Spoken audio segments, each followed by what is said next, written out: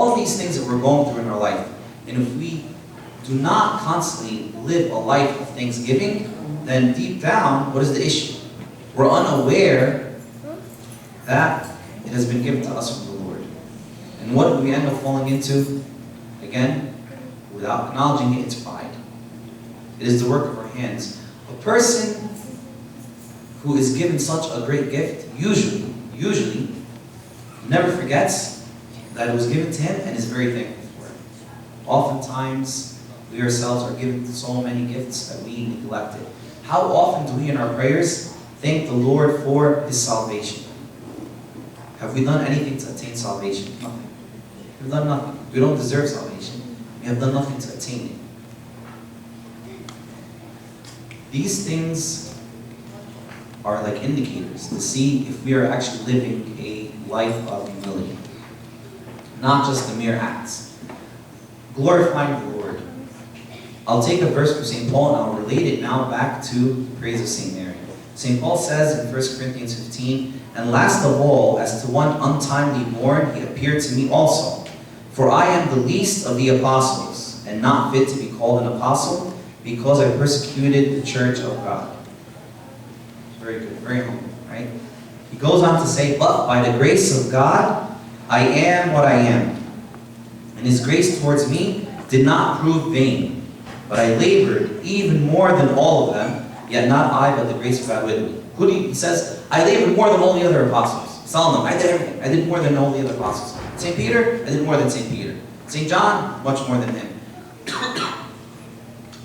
St. Thomas, more than him. And he goes through. Basically, I labored a lot more than everybody else. Does that sound like a very humble quote? Does it sound very humble to say that? I did more work than all the other priests in the diocese. Does that sound very humble? Of course not. It doesn't sound. What makes it humble? What makes it a humble quote?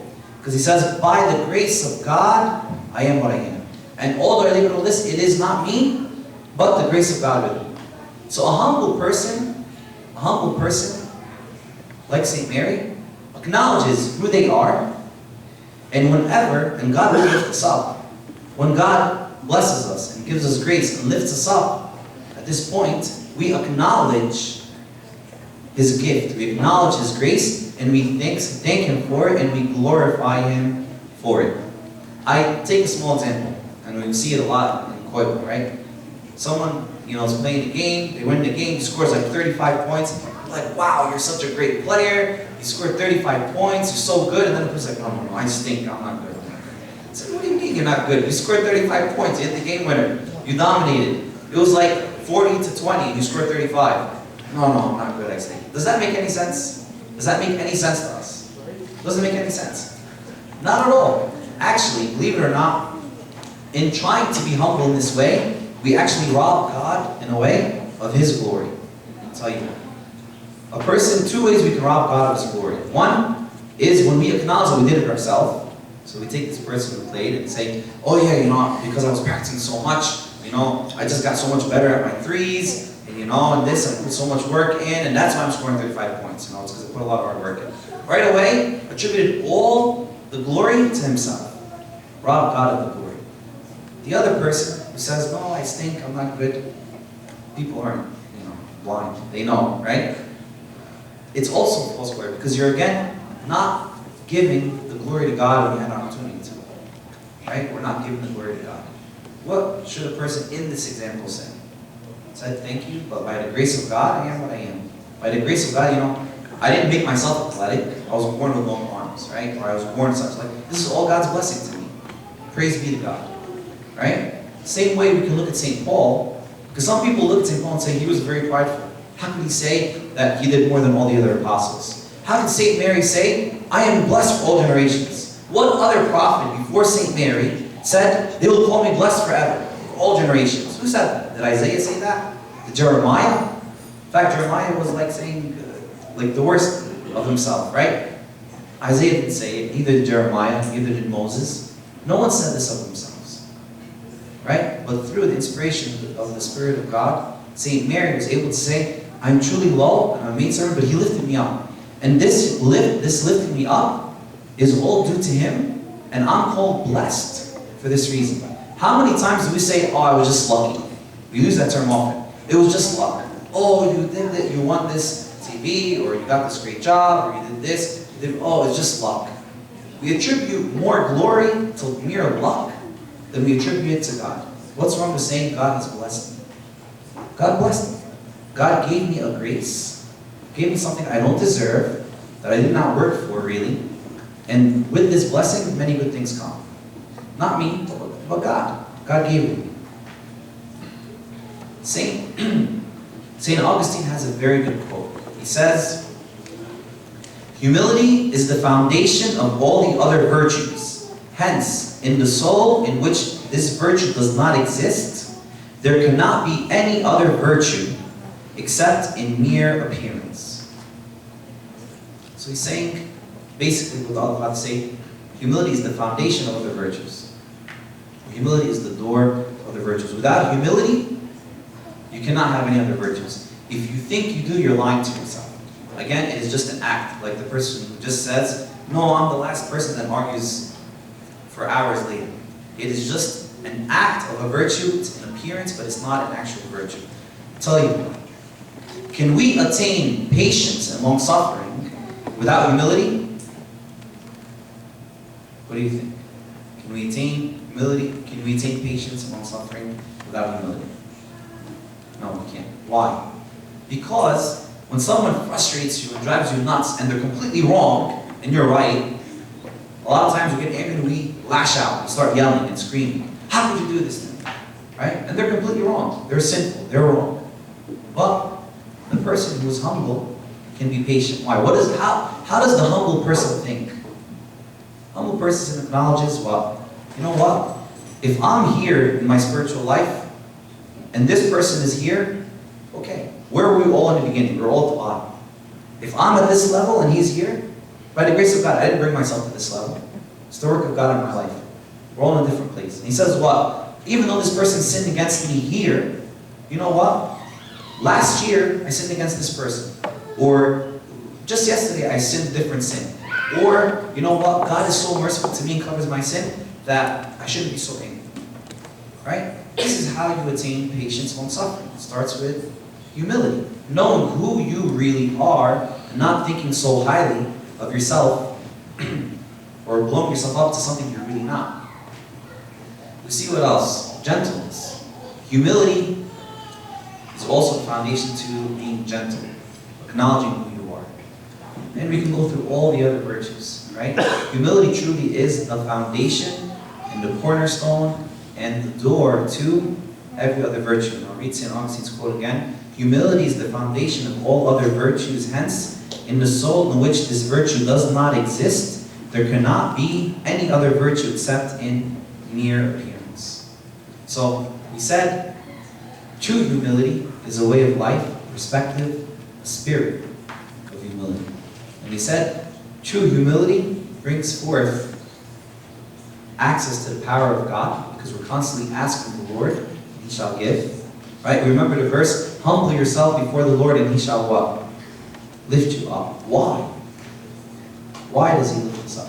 Because we're being real with ourselves. We're not being fake. We're being real. And when we're being real, we constantly ask the Lord, and He will lift us up. And we said it is a life of thanksgiving, because it's truly acknowledging that all things that we have is from the Lord of powers and not of our own. And through this we glorify God in all that we do. We glorify God in all that we do. Like St. Paul, like St. Mary. Now, very good, but how do we attain humility?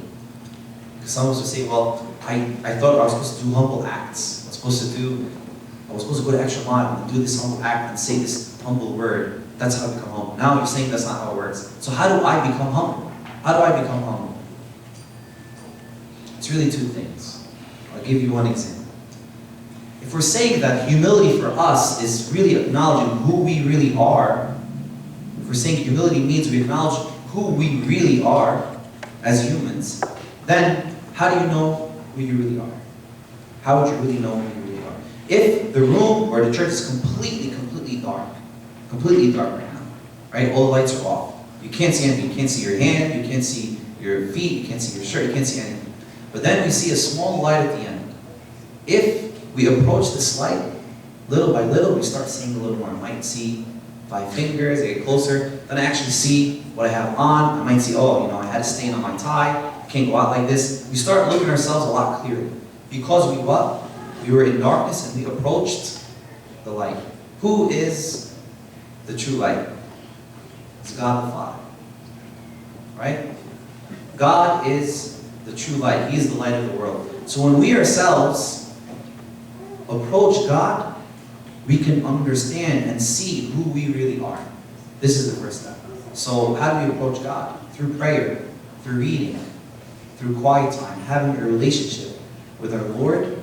Through this, we shall really begin to know who we really are. You ever see, I'm alluding to a lot of sports analogies for some reason today, but again, we'll go back to Koiba. Someone could be very good on the Staten Island team over here. Maybe the best player, whoever the best player is, right? Oh, he's the best player I've ever seen. He's great, he's great. And he thinks of himself, I'm really the best player. Thank God I'm the best player, right? Then he starts going where he goes to school. You're not the best player anymore in school, right? You're not the best player anymore in school. Not at all, right? You hit another level. Then you go to Rucker Park, or you go to the Cage, or wherever you go, and all of a sudden, it's a different competition, right? It's a completely different level, and you're saying, you know what, I thought I was really good. I thought I was really good. Or you could be in a small church, and there's like 3 deacons in the whole church, and you're like the lead deacon, and you think you're like the best deacon, and all the hymns, and you have the best voice. And all of a sudden, you go to this huge church with like 3,000 deacons, and you're like, man, I'm like number 35 over here, right? So you say to yourself, what? You start acknowledging, I'm not as good as I really was. Again, because you went to someone better than you, right? Same analogy with the light. The only way we can really know ourselves for real, we can really know ourselves, truly know ourselves, is approaching God. When we have this relationship with God, He will show us our true selves. We will naturally see our real selves. We'll see that all that we have is from God. All that we have is from God, so we can think and praise Him. The other way to really know ourselves, so we can attain humility, is to evaluate ourselves every day. Evaluate ourselves. Self-evaluation.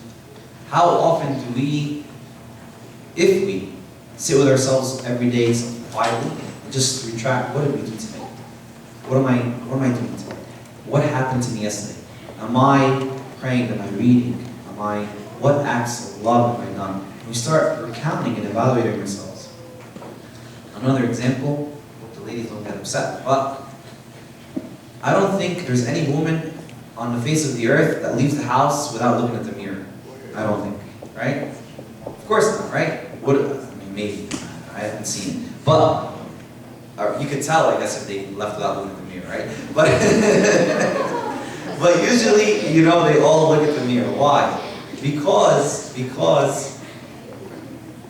they have to take care of themselves, right? It's my hair, something's taken out, is my makeup messed up, lipstick, whatever it is. They look at all the details on their face and dress and everything. Make sure that nothing is out of place, right? Nothing's out of place.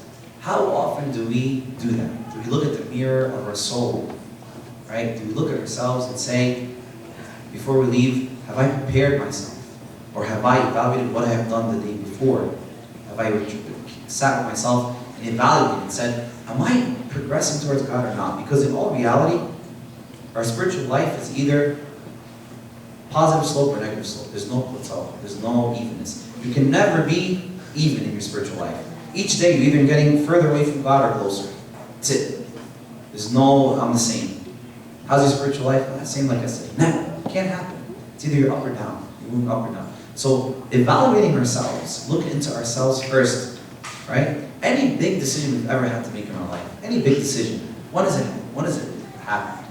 Someone says you have to make this really important decision in your life. What do? You go to a party and make the decision there? No. You say, I need time alone, I need to sit and think, I need to be by myself, I need quiet, I need to think about a lot of things. I need to sit quietly. Anytime, any important decision we make in our life, any deep decision that's made in our life is always done when we're alone. When we're quiet, we're able to think, quiet time. So it's very important, very important. If we wish to attain true humility, we have this relationship with God, that In this relationship with God, God will show us who we really are and what we were created for, and the glory that He gave us and will continue to give us, and then to evaluate ourselves, to look into the depth of our souls and our hearts, and know. Jeremiah says in Lamentations chapter 3, let us examine and probe our ways, and let us return to the Lord. You see the prodigal son? When did he return to the Lord? Not when he was partying. No. He sat alone with the pigs. It's really quiet, right? Sitting with yourself, saying, now I'm coming to myself again. I need to return to the Lord. I evaluated my life. I see where I went wrong. Let me return to the Lord.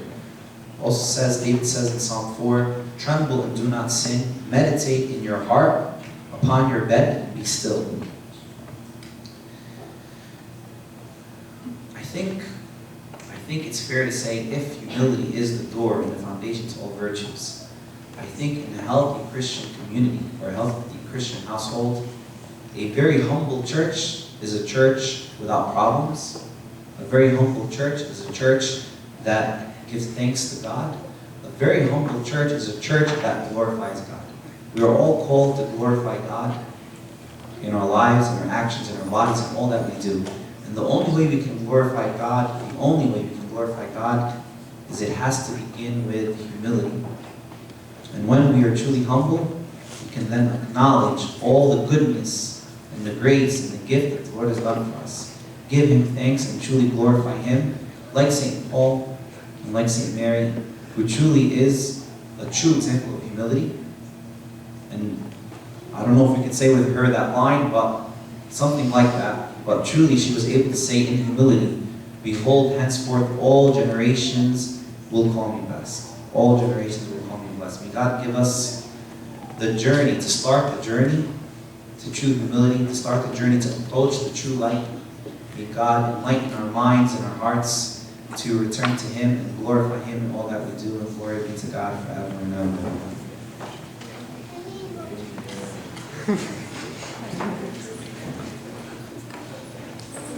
Again, thank you everyone for the